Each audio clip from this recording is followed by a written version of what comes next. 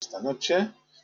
Empezamos aquí los 3 últimos capítulos del libro de Shoftim, el libro de Jueces, con uno de los temas más espinosos que tenemos en todo el Tanaj.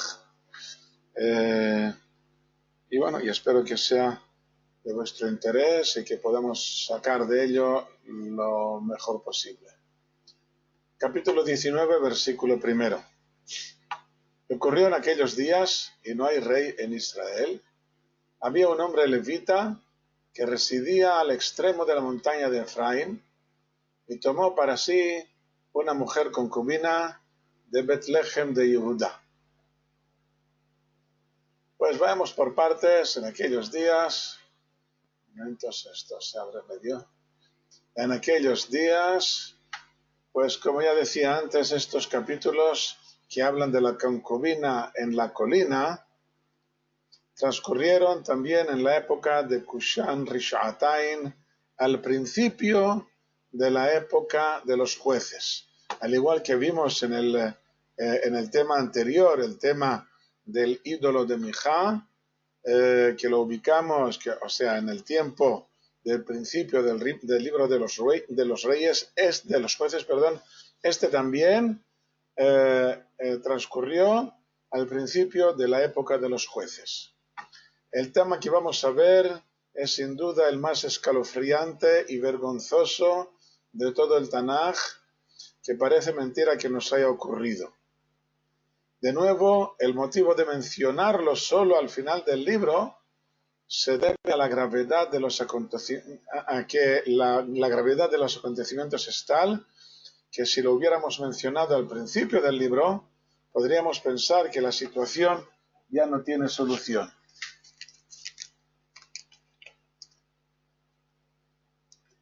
Pero nosotros ya conocemos ahora el resto de los acontecimientos. Shalom, Sara, bienvenida.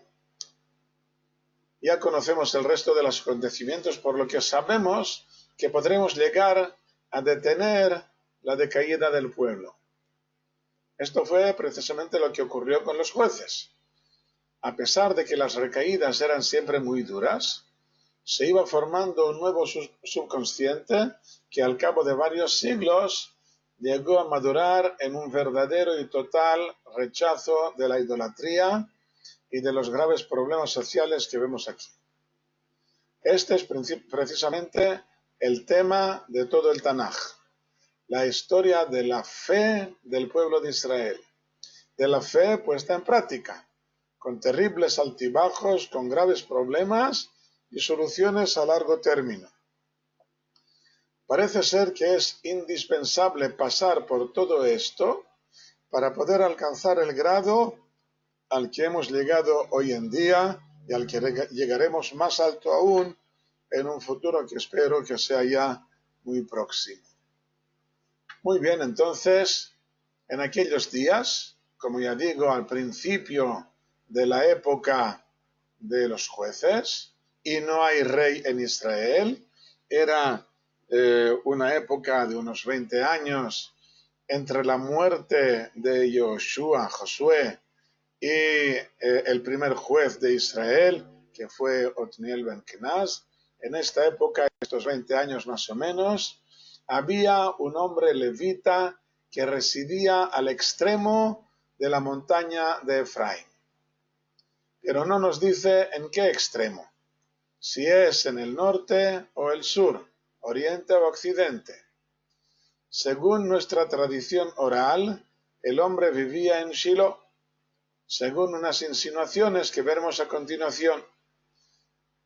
Pero Shiloh no está en el extremo de la zona de Efraín, y por lo tanto aquí hay un pequeño problema que no sabemos cómo solucionar. Shalom, Naomi, bienvenidos.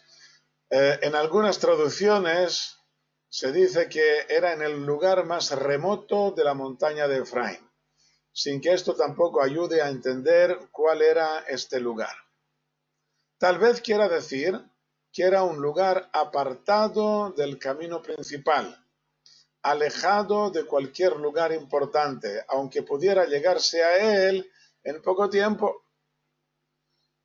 Supongo que sirve para explicar que no podía hacer el viaje en un solo día y que debería pasar la noche en algún albergue del camino. Bueno, entonces dice aquí que tomó para sí una mujer concubina de Betlehem de Judá. La concubina es la mujer casada, pero sin derechos sociales. El novio normalmente firma un documento llamado Ktubá al casarse, en el que se especifican sus obligaciones pecuniarias con la mujer, la ropa que ella debe recibir cada año según la situación social, el tipo de comida y sobre todo lo que le corresponde en caso de divorcio o de quedar viuda, teniendo en cuenta que podría haber, el marido podría haber estado casado con otra mujer y por lo tanto cuando se muere el marido, la herencia pasa a los hijos que pueden ser de otra mujer y entonces la viuda podría quedarse sin nada y para esto firman la ketubá asegurándole una cierta cantidad de dinero que viene antes de repartir la herencia entre todos los demás. Esto es un matrimonio normal. La concubina no tiene nada de todo esto. Normalmente aceptará ser concubina cuando se trata de un marido importante y entonces le conviene estar casada con él aunque no tenga derechos sociales, o cuando ella está en una situación social difícil que no le deja otras posibilidades. Mejor vivir así que tener que vivir sola y desamparada. Pero tal vez se trate aquí de otra cosa, completamente diferente y que hemos visto en capítulos anteriores cuando hablamos del juez Yiftach. Explicamos que en la primera generación de la conquista y repartición del país debía guardarse una estabilidad social.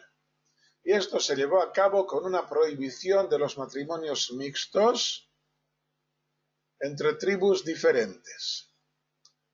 Ok, se retrasa. Bueno, no tengo nada que hacer con esto.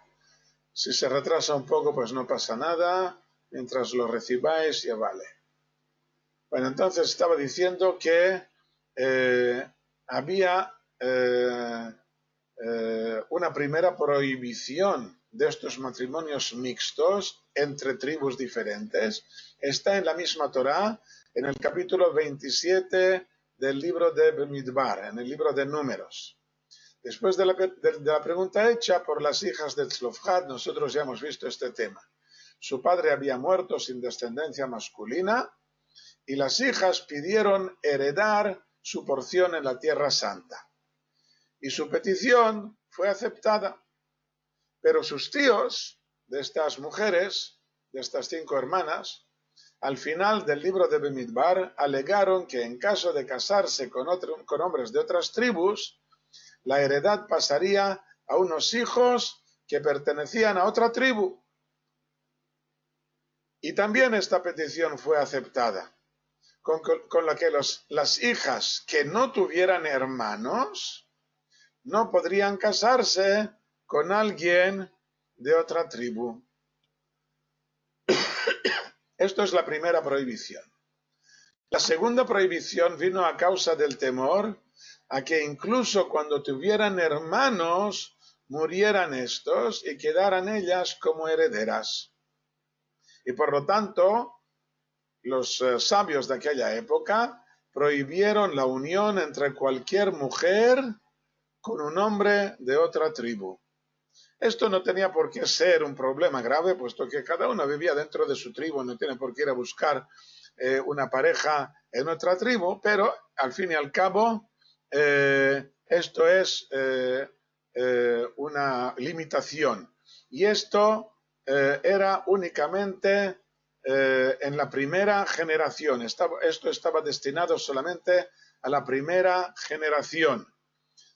Como ya he explicado aquí al principio de esta página, para guardar una estabilidad tribal. Esto es el subyacente para la endogamia en estas tribus, que ya digo, esto en teoría al cabo de unos 40 o 50 años como mucho, tenía que desaparecer y ya hablaremos de esto al final del libro que estamos viendo ahora, el libro de Shoftim, el libro de los jueces. Al final de este libro vamos a ver el desenlace.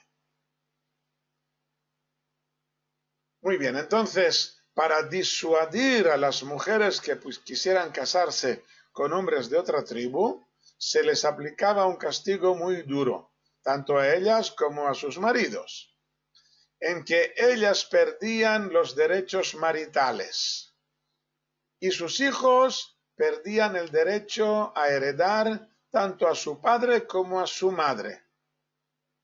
Igual que una concubina que no tiene derechos sociales y que sus hijos no tienen derechos sociales.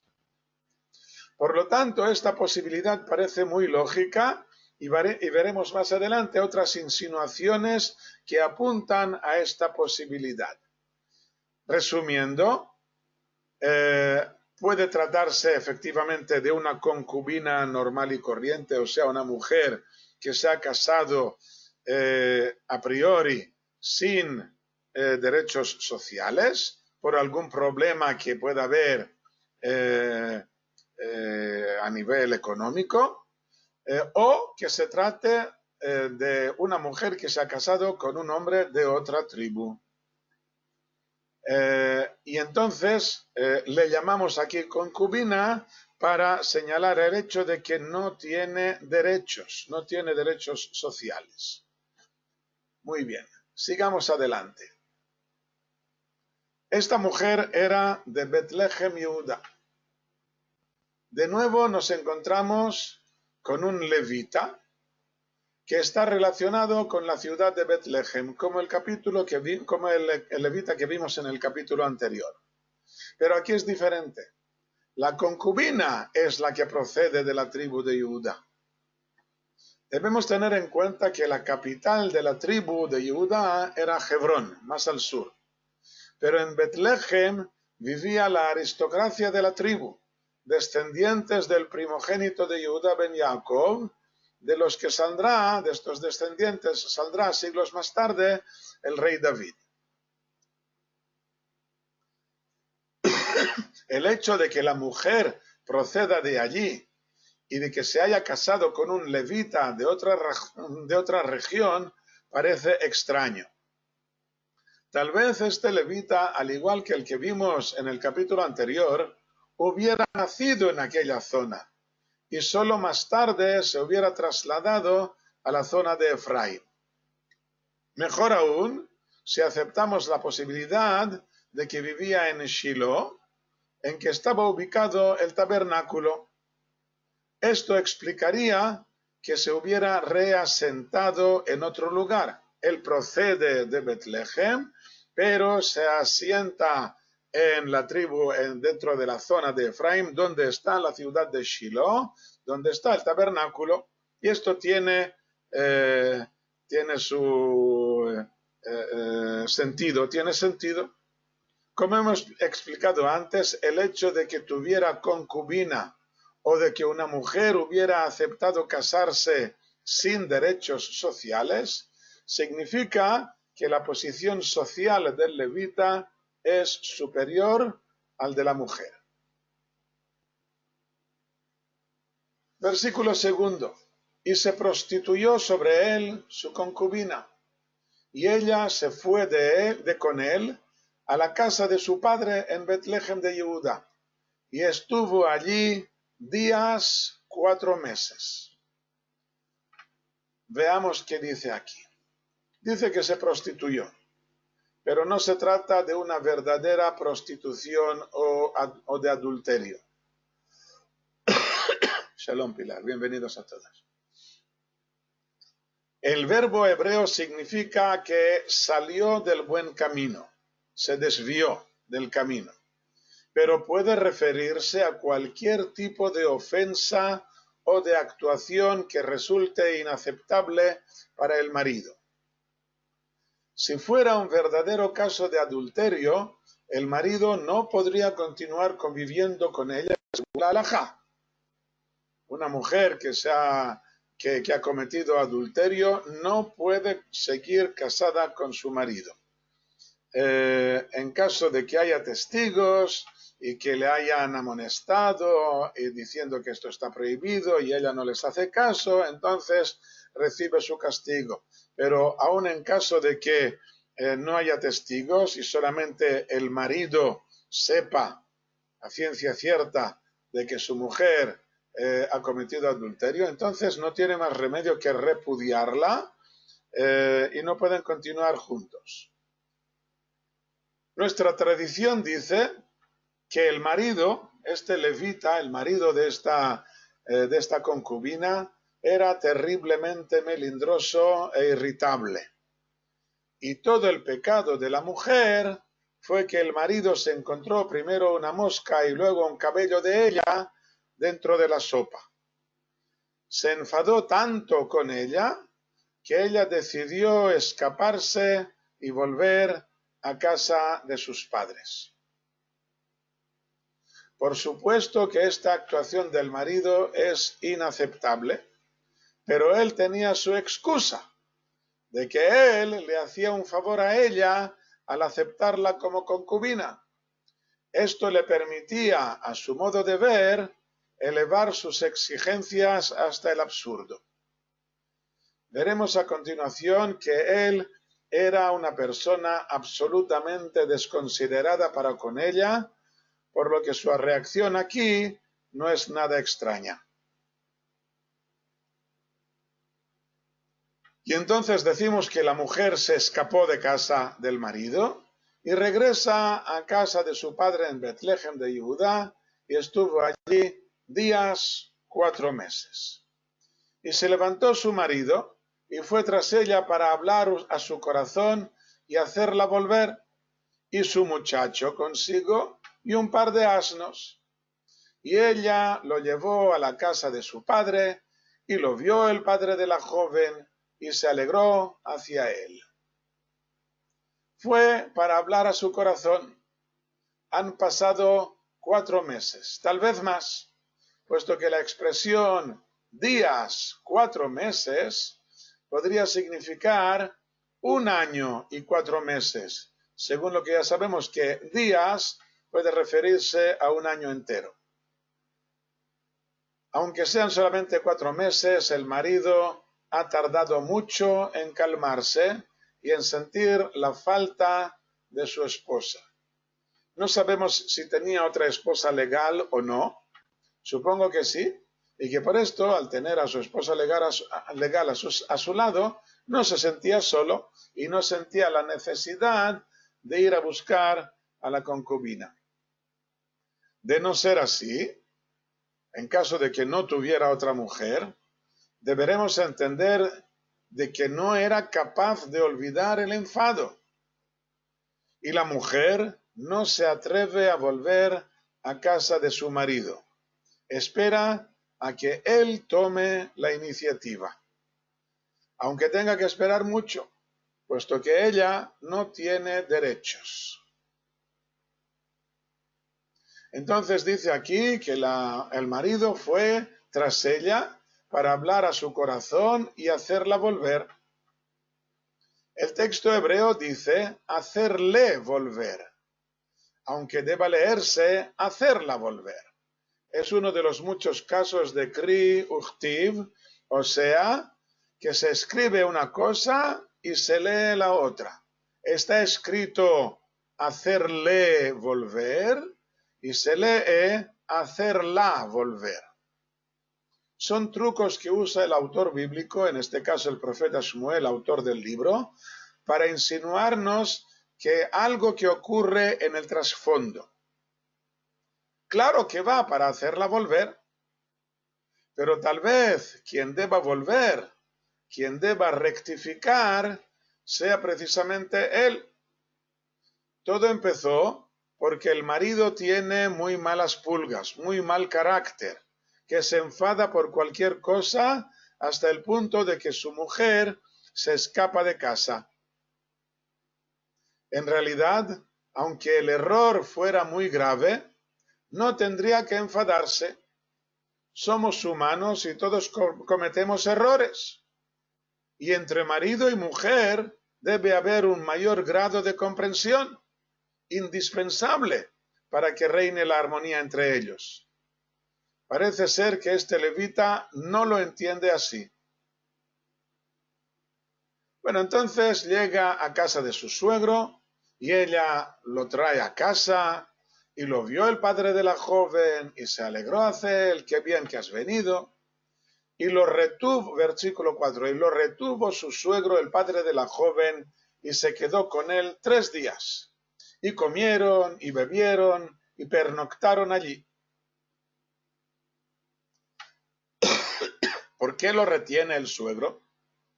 Está claro que se alegra mucho al verle, como dice el versículo.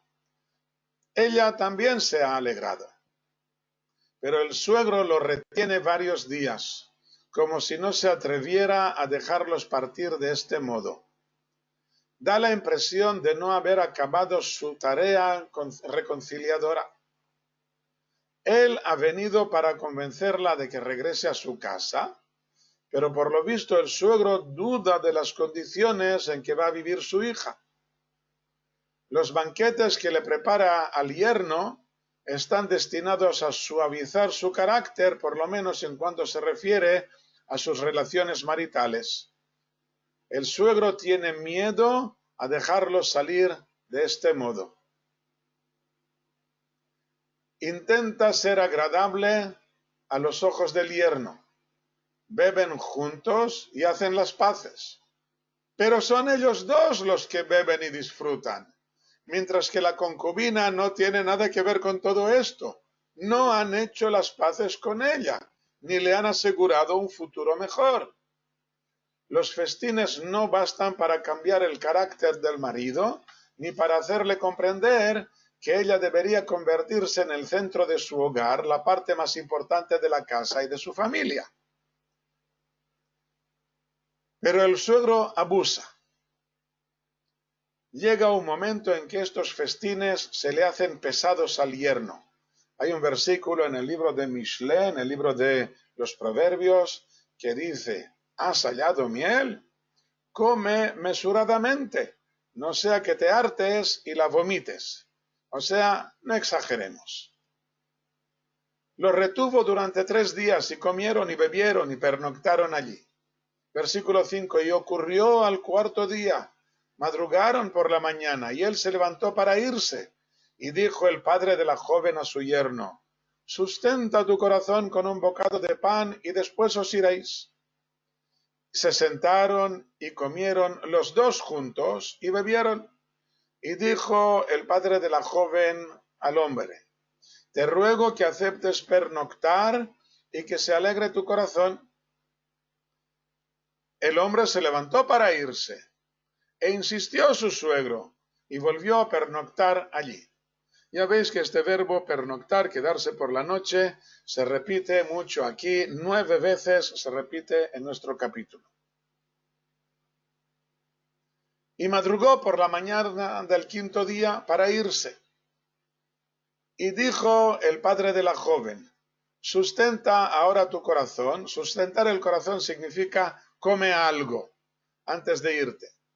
Sustenta ahora tu corazón. Y se demoraron hasta declinar el día y comieron los dos. Y se levantó el hombre para irse, él y su concubina y su criado. Y le dijo su suegro, el padre de la joven: he aquí, se ha debilitado el día para atardecer. Te ruego que pernoctes. Mira, el día llega a su fin. Pernocta aquí y que se alegre tu corazón, y madrugaréis mañana para vuestro viaje y te irás a tu tienda. Me había saltado una 10ª vez en que aparece el verbo pernoctar. Ya veis, 10 veces aparece este verbo. Muy bien, entonces dice aquí que al 5.º día les prepara un banquete por la mañana y ya por la tarde, cuando se ha debilitado el día para atardecer, entonces el hombre levita quiere irse ya de casa. Se ha debilitado el día, significa que los rayos del sol ya no son tan fuertes. Ha pasado el mediodía. Está claro que no podrán llegar a su casa en este mismo día. Suponiendo que vive en Shiloh, serían unas 10 horas y media de camino a pie desde Betlehem. Si hubieran salido de madrugada, tal vez hubieran podido hacer el camino en un solo día. Pero ahora ya es tarde y tendrán que buscar un lugar donde pasar la noche lejos de la casa del suegro.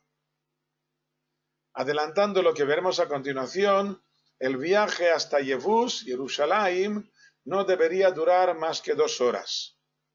Y hasta Gibeá, 1 hora y media más. Pero aún así queda muy lejos de su casa en Shiloh. Pero no importa.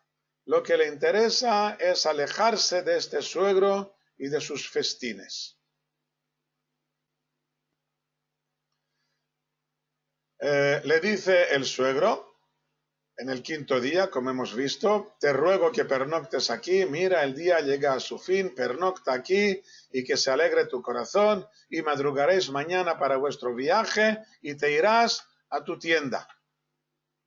Llevamos poco tiempo en la tierra prometida y es posible que haya aún mucha gente que siga viviendo en tiendas de campaña, que no haya tenido tiempo de construir una casa de piedra. Pero resulta muy extraño, ya que se usa la palabra casa a lo largo de todo el relato, tanto cuando se refiere a la del levita como a la de su suegro. Han conquistado ciudades y las están habitando, se han convertido ya en sedentarios.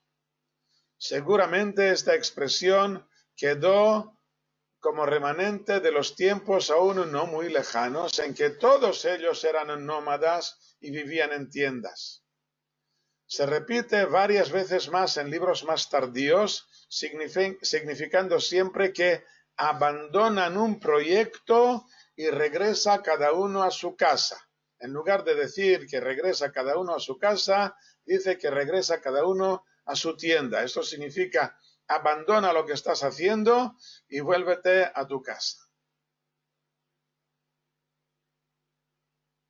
Versículo 10. Y no quiso el hombre pernoctar, y se levantó y se fue, y llegó hasta frente a Yevús, que es Jerusalén, y estaban con él un par de asnos aparejados, y su concubina estaba con él. Ellos estaban con Yevús, o sea, frente a la ciudad, y el día había bajado mucho.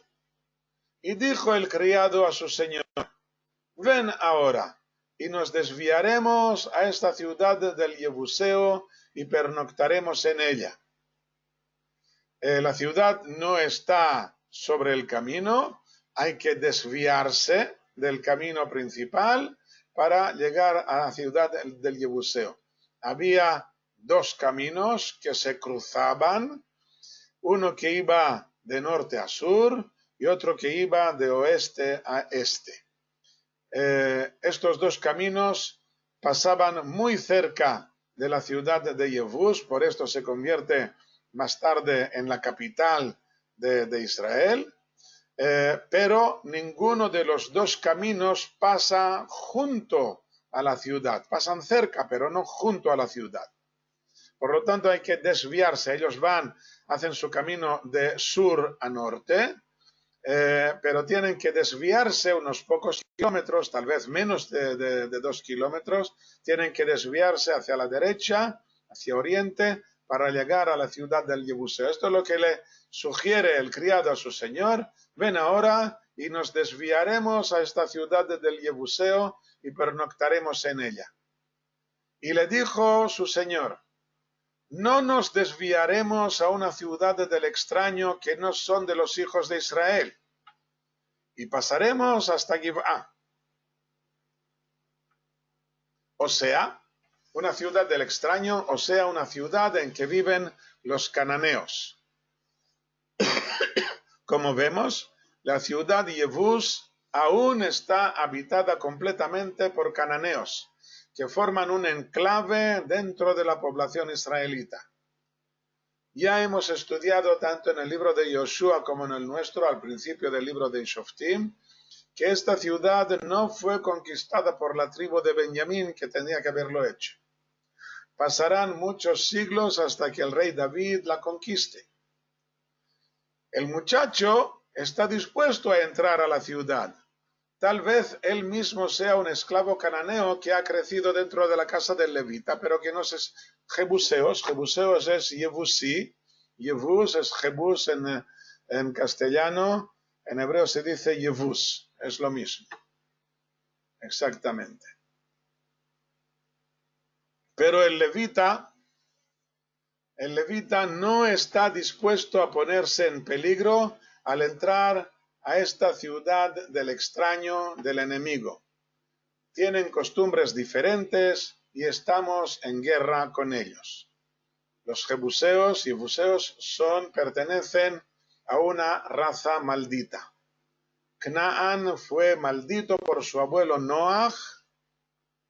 Exactamente, era una variedad de los cananeos, exactamente, una tribu de los cananeos.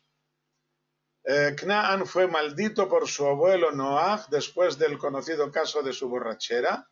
En aquel momento, Canaán demostró que su nivel moral era muy bajo, dispuesto a burlarse o algo peor de su abuelo.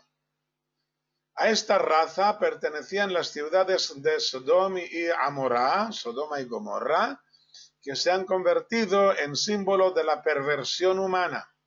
Son malos y no conviene acercarse a ellos. Esto es lo que dice el levita a su criado. No nos desviaremos a una ciudad del extraño que no son de los hijos de Israel, sino que pasaremos hasta Giv'á. Y dijo a su criado, ven, acerquémonos a uno de estos lugares y pernoctaremos en la Giv'á o en la Ramá. La Giv'á significa la colina y la Ramá significa la altura. En hebreo ambas ciudades llevan el artículo determinado que no es frecuente en nombres de ciudades, pero se da, como vemos aquí. Hay muchas colinas en esta zona, muchos lugares altos, y los arqueólogos no se ponen de acuerdo sobre el lugar exacto en que estaban estas dos ciudades. Además, está claro que había varias colinas, unas con el nombre de Geva y otras con el nombre de Giv'á, que es prácticamente lo mismo. Uno es en masculino y el otro es en femenino, pero es imposible saber a cuál de ellas se refería exactamente. Pregunta Francesc si quedan hoy en día descendientes identificables de los cananeos. El presidente de los palestinos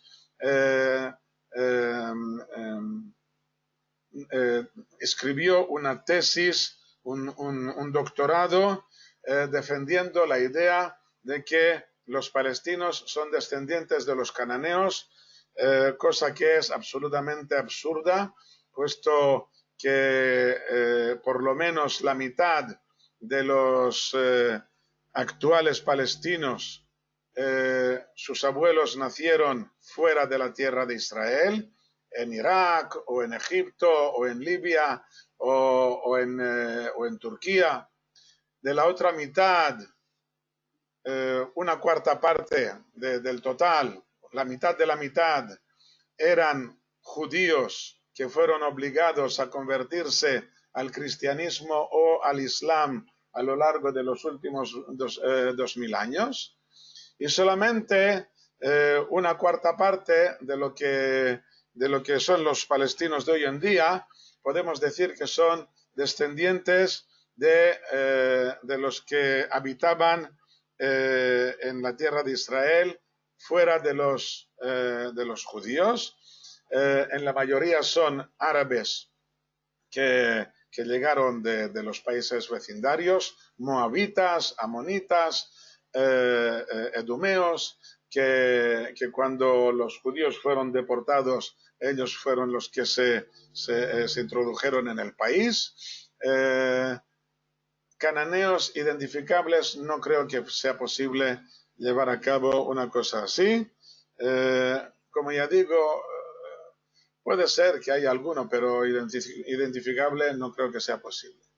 Sigamos.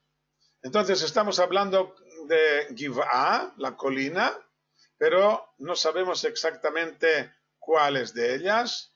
Y lo más probable es que se trate de una colina a 1 hora y media al norte de Jerusalén, donde se han encontrado restos arqueológicos de la época, pero nada nos asegura de que sea precisamente allí. Un poco más lejos hay un lugar llamado Jabá, que podría ser un reminiscente del nombre hebreo Gevá, pero ya queda a casi 3 horas de Yebús y no parece probable que llegaron tan lejos después de que ya en Yebús se les hiciera tarde. Está a punto de ponerse el sol, entonces no es lógico que sigan caminando 3 horas. Lo más lógico es, como ya digo, que se trate de un lugar, una colina que está a 1 hora y media al norte de Jerusalén. Luego veremos el mapa.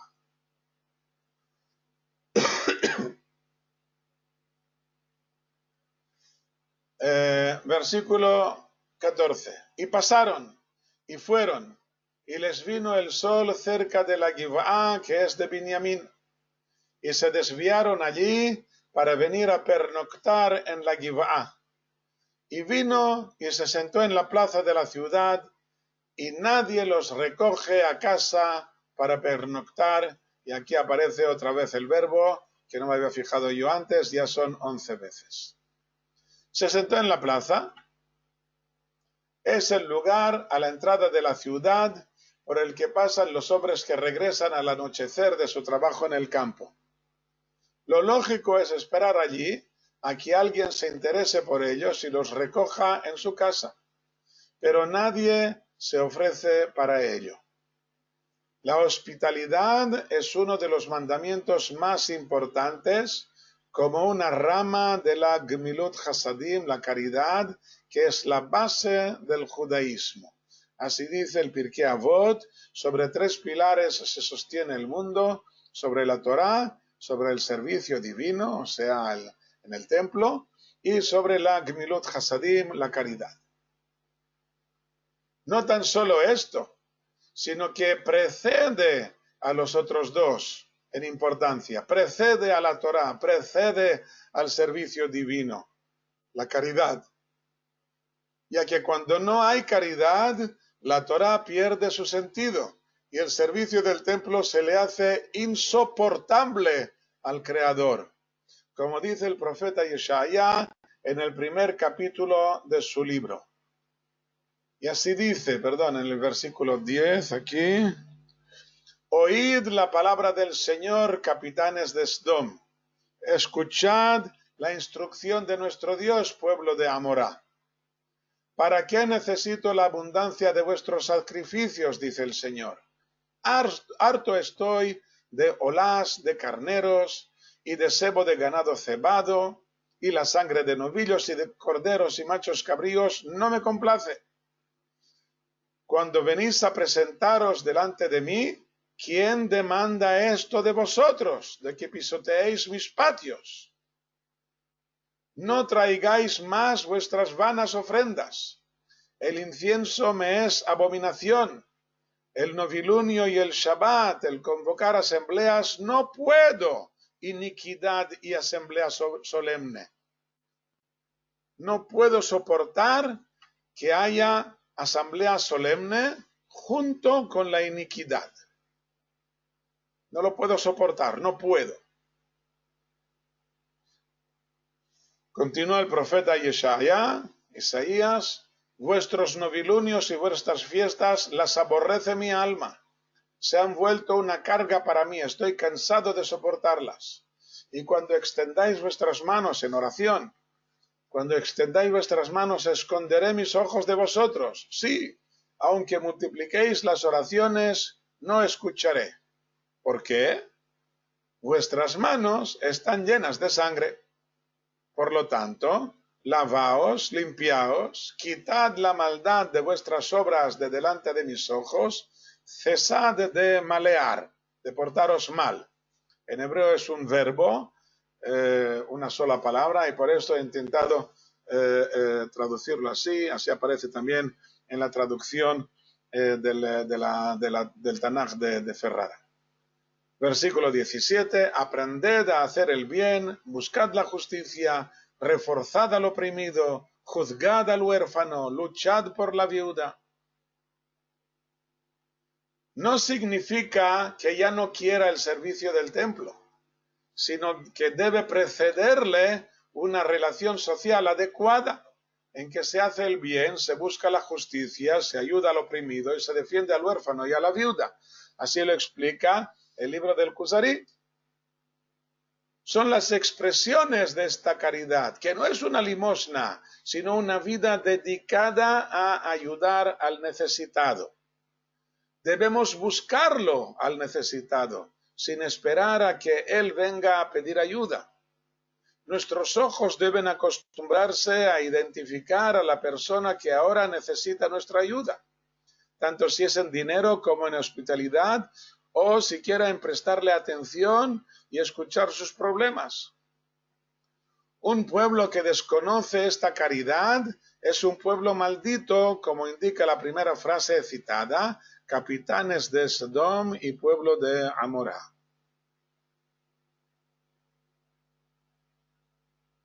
Nadie los recoge a casa para pernoctar. Versículo 16. Y aquí, un hombre anciano vino de su obra en el campo al anochecer, y el hombre era de la montaña de Efraín, y vivía en Givá, se había trasladado allí.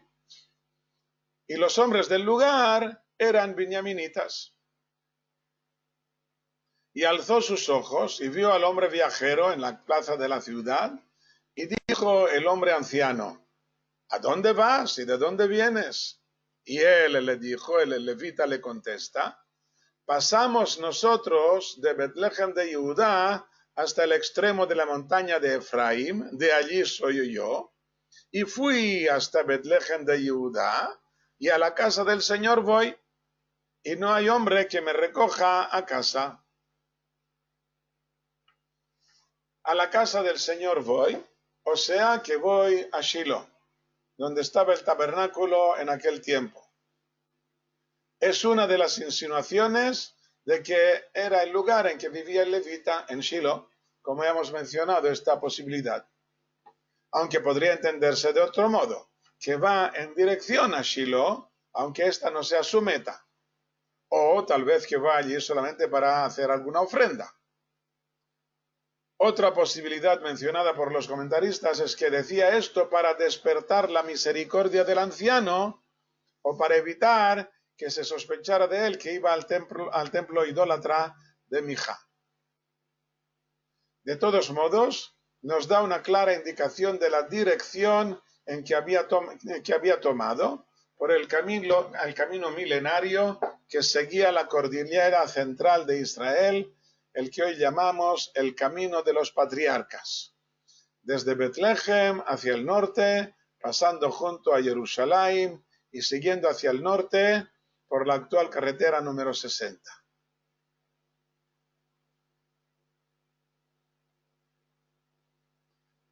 Versículo 19. Dice el levita, también paja y forraje tenemos para nuestros asnos, y también pan y vino para mí, para tu sierva y para el joven que está con tus siervos. No hay falta de nada, no nos falta nada. Y dijo el hombre anciano, Shalom, sino que todas tus necesidades sean sobre mí, solo que no pernoctes en la plaza. Todas tus necesidades sean sobre mí, es la obligación del anfitrión de proporcionar todas las necesidades de los huéspedes, tanto las físicas como las psíquicas y espirituales. El huésped, por su parte, tiene prohibido comer de su propia comida para demostrar al anfitrión que aprecia los esfuerzos que hace en su honor, que hace en su honor. Por supuesto que en caso de saber o incluso sospechar que la comida no basta para el anfitrión y su familia a causa de problemas económicos, está igualmente prohibido probar bocado de su comida y debe evitarse ir a hospedarse en su casa. O debe encontrarse algún truco para evitar que se arruine por el deseo de quedar bien con el huésped. Hay gente que es capaz de derrochar dinero que no tiene para agasajar a sus huéspedes. Está prohibido hospedarse en una casa así. No vayamos a arruinar al anfitrión. En definitiva, como en todos los actos que debemos llevar a cabo, tenemos que usar nuestra cabeza, buscando el camino correcto para no caer en graves errores.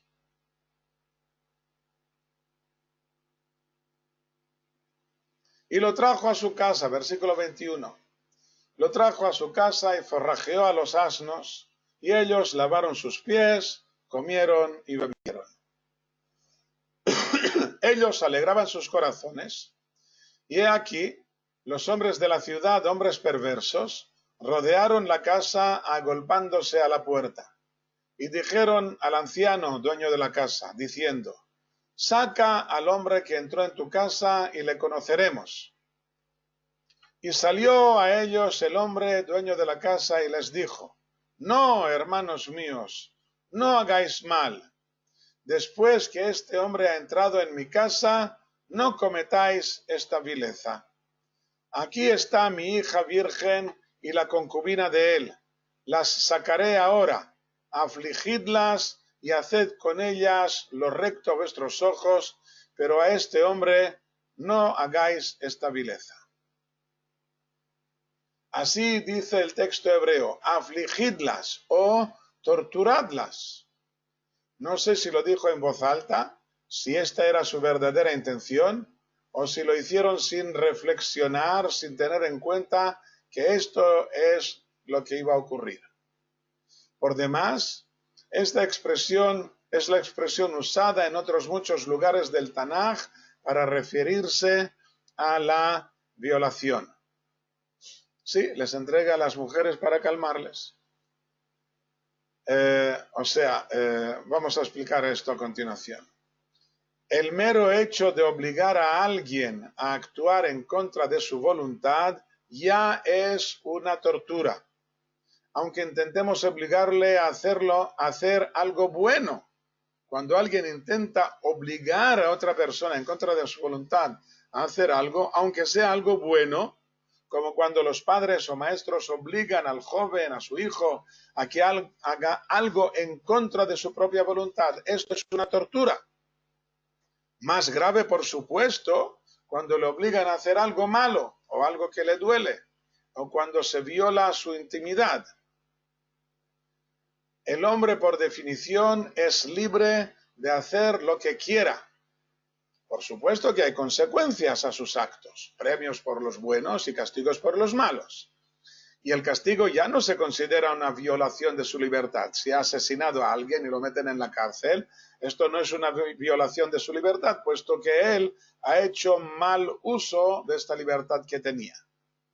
Pero no puede impedirse físicamente que haga algo malo, con unas pocas excepciones que en la literatura rabínica se denominan rodef, o sea, el que persigue, refiriéndose a alguien, a quien persigue a alguien para matarlo. Cuando ves a una persona que persigue a otra para matarlo, o casos parecidos que no vamos a especificar, en este caso podemos y debemos impedir que lo haga, aunque con ello tengamos que matarlo a él. Ok, entonces, está diciendo aquí, tomad a mi hija y a la concubina de él para torturarlas. Pero a este hombre no hagáis esta vileza. Hay un capítulo paralelo en el libro de Breshit. capítulo 19, en el Génesis. Aún no se habían acostado cuando los hombres de la ciudad, los hombres de Sodom, rodearon la casa, de jóvenes a viejos, todo el pueblo desde el extremo. Y llamaron a Lot y le dijeron: ¿dónde están los hombres que vinieron a ti esta noche? Sácalos para que los conozcamos. Entonces Lot salió a ellos a la entrada y cerró la puerta tras sí y dijo: hermanos míos, os ruego que no maleéis. He aquí, ahora tengo 2 hijas que no han conocido varón. Permitidle sacarlas a vosotros y haced con ellas como mejor os parezca, pero no hagáis nada a estos hombres, pues se han amparado bajo mi techo. Nuestro capítulo parece calcado de la descripción de lo que ocurrió en Sodom unos 470 años antes. Los habitantes querían conocer al viajante recién llegado, un verbo usado como eufemismo para la relación sexual, con un significado algo más profundo en su origen que no viene al caso ahora.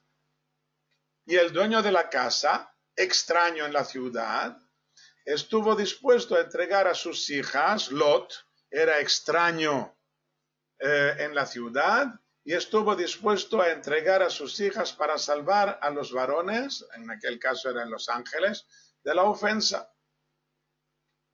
Por supuesto que tan grave es violar a un hombre como a una mujer. Aún así, el violar al hombre implica una relación homosexual en contra de la naturaleza humana, considerada como una ofensa más grave que la violación de una mujer en relación heterosexual considerada normal. No se tiene en cuenta, por desgracia, el terrible daño psicológico que sufre cualquier persona que sufre un ataque de este tipo, tanto si es varón como mujer. Ya que estamos en ello, mencionaremos que está prohibido tener relaciones sexuales incluso con su propia mujer desposada en contra de su voluntad en aquel momento.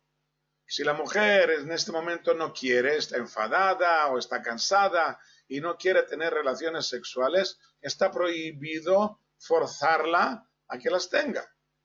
Y si el marido no lo tiene en cuenta, esto está castigado según la halajá.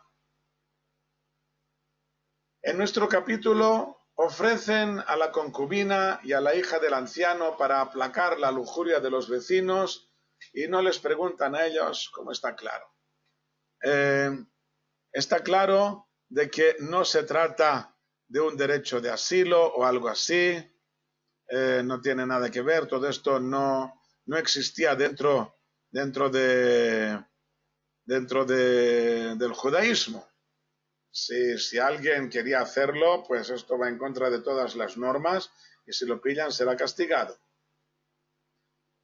Pero como ya ves, aquí en nuestro capítulo ofrecen a la concubina y a la hija del anciano para aplacar la lujuria y no les preguntan a ellas. Justo después de aquellos versículos de Sodom, la ciudad fue destruida por el fuego divino. ¿Qué pasará aquí? Sí, este es nuestro tema, Francesc. Vamos a intentar descifrar qué es lo que está ocurriendo en Israel en aquel momento.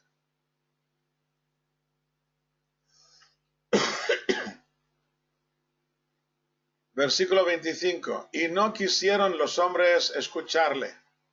Y tomó el hombre a su concubina y la sacó afuera. Y ellos la conocieron y la maltrataron durante toda la noche hasta la mañana. Y la libraron al subir el alba. Y la mujer vino antes de amanecer y cayó a la entrada de la casa del hombre donde estaba su señor hasta la luz. O sea, llega al amanecer muy temprano y se queda allí hasta que sale el sol.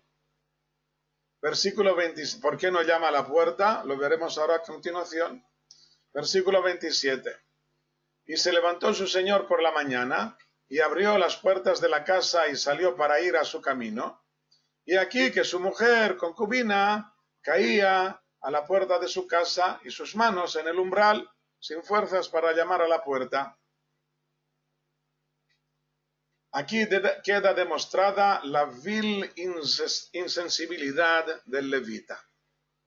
Una persona normal lucharía para evitar que alguien violara a su mujer o a su hija, mientras que él la ha entregado sin ningún remordimiento. Una persona normal se dejaría matar para evitar el menor daño a sus familiares, mientras que este levita ha dormido plácidamente toda la noche. Este levita considera a su mujer, una simple concubina, en menos que a un animal o un objeto de valor. El enfado que tuvo cuando ella le ofendió puede habérsele pasado, pero no ha cambiado su comportamiento. Sigue siendo una persona vil y sin escrúpulos. Somos como Sodom, nos parecemos a Amorá. El profeta Isaías lo grita más de 600 años más tarde, por lo que podemos entender que es un problema básico que es muy difícil de rectificar.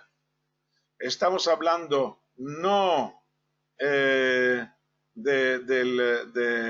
sodomismo o del maltrato a las mujeres, sino de la falta de sensibilidad para con el prójimo. El levita era el visitante. Sí, ya sé que todavía hay hombres así en todo el mundo y también, por desgracia, aquí en Israel.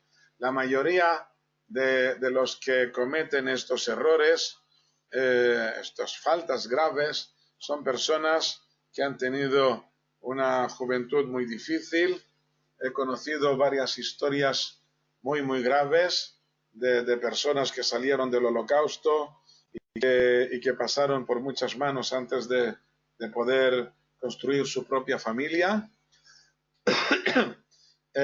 y otras familias que llegaron de países donde se ha perdido la sensibilidad para con el prójimo. Personas como, lugares como los antiguos países de la Unión Soviética, en que durante 70 años no tuvieron Dios. Estaba prohibido creer en Dios. Se permitía a algunos a que fueran a la iglesia o a la sinagoga. Todos los países comunistas que quedaron sin Dios, y entonces perdieron el miedo a cualquier castigo. Si me pillan, me pillan, pero si no me pillan, pues hago lo que me da la gana. Ok, entonces, sí, todos estos también, por supuesto, me refiero a los judíos que llegan de estos lugares, después de haber vivido durante años en países así, también ellos han perdido algo de su sensibilidad, no todos, por supuesto, pero algunos de ellos sí. Dice Francesc que veo la especial gravedad del caso en el hecho de que se deslegitima la superioridad moral de Israel para exterminar a los amorreos. Tienes toda la razón, y esto es lo que estamos viendo aquí. Como ya digo, aquí al final, por supuesto, no todos se comportan así, pero basta con que haya uno que lo haga para que se mancille a toda la sociedad si ésta no es capaz de frenarlo y de limpiar la infamia. Por supuesto que si hay una persona que peca y los demás se rebelan contra él y le juzgan y le meten en la cárcel o le quitan de en medio, entonces no es nada criticable. Cualquier persona puede tener malos impulsos, pero si la sociedad es capaz de frenarlo y de meterlo en la cárcel o lo que sea, entonces ya esto ya no es un problema social, es un problema particular de esta persona. Como ya digo, se levantó su señor por la mañana y abrió las puertas de la casa y salió para ir a su camino. Y aquí que su mujer concubina caía a la puerta de su casa y sus manos en el umbral, y él le dijo, levántate y vámonos. Y no había quien contestara. Y la recogió sobre el asno, y se levantó el hombre y se fue a su lugar, y vino a su casa y tomó el cuchillo y agarró a su concubina y la desmembró por sus huesos en 12 miembros y la envió por todo el territorio de Israel. Levántate y vámonos, como si no hubiera pasado nada. Solo la han violado durante la noche. Solo ha caído malherida a la puerta de la casa. Ahora debes levantarte para seguir el camino. Bastante tiempo hemos perdido ya por tu culpa. Si no te hubieras escapado de casa, si tu padre no nos hubiera retenido durante 5 días. Pero la mujer está muerta. No ha sido él quien la ha matado, han sido los hombres de la colina. Él solo la ha puesto en la bandeja para que la torturaran hasta la muerte. Ahora tendrá que hacer algo para darles una lección a estos asesinos. De verdad que me cuesta muchísimo intentar explicar este tétrico sarcasmo del levita. Estoy hablando de mí mismo. Me cuesta mucho intentar explicar su comportamiento, meterme en sus zapatos.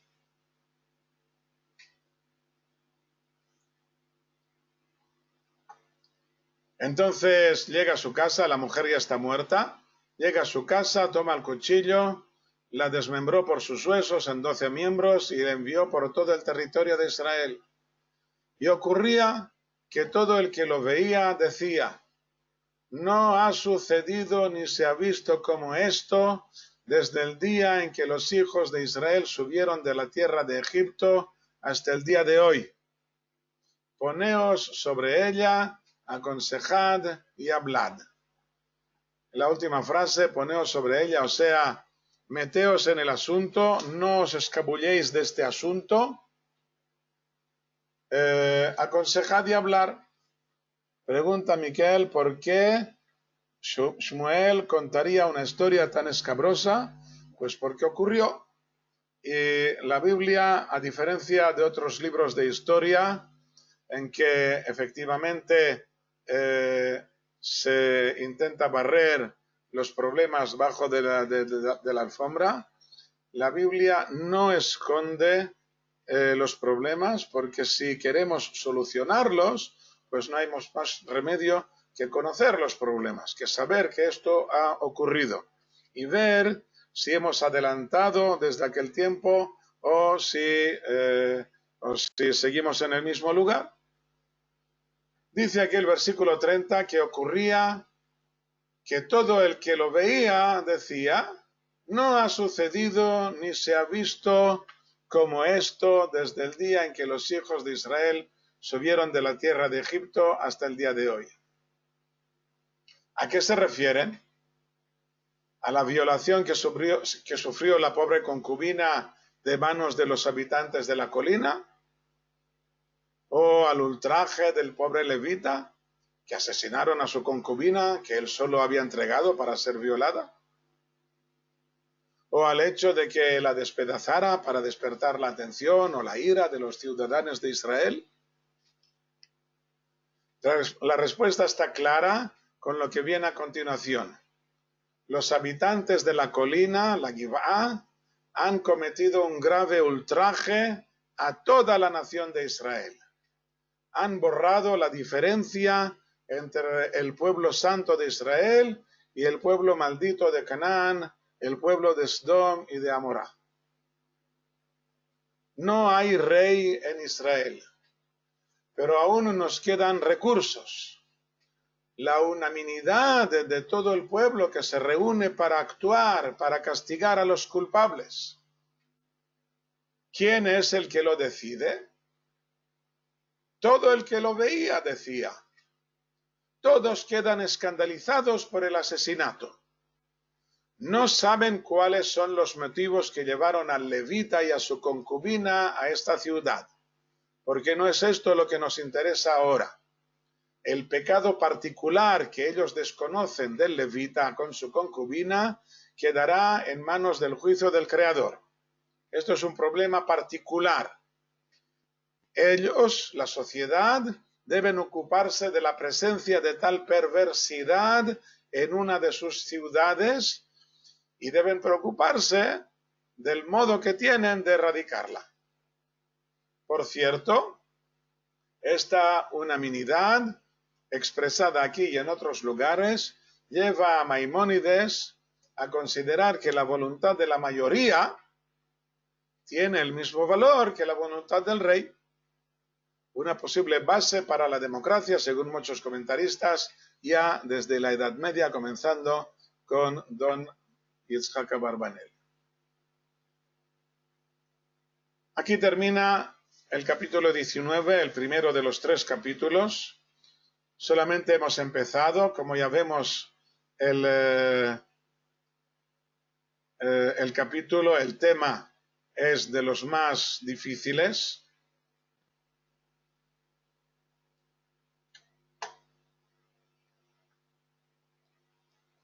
Como decía ya al principio, el tema que vamos a ver es el más escalofriante y vergonzoso de todo el Tanaj, que parece mentira que nos haya ocurrido. Tanto el comportamiento del levita como el comportamiento de la ciudad de Gibeá. Como ya hemos visto antes, acabo de explicar que todo este capítulo en realidad se está borrando la diferencia entre el pueblo de Israel y los cananeos. Como decía antes aquí, ¿quién era? Francesc mencionaba antes de que se deslegitima la superioridad moral de Israel para exterminar a los amorreos. En un apunte muy acertado. Lo que está ocurriendo aquí está borrando la diferencia que hay entre el pueblo santo y el pueblo maldito. Y por lo tanto la reacción tiene que ser al mismo nivel, tiene que ser una reacción muy fuerte, pero esto ya lo veremos la semana que viene, si Dios quiere, en el capítulo siguiente. Aquí os espero, si Dios quiere, a la misma hora. Shavua Tov, buenas noches a todos. Shalom, shalom.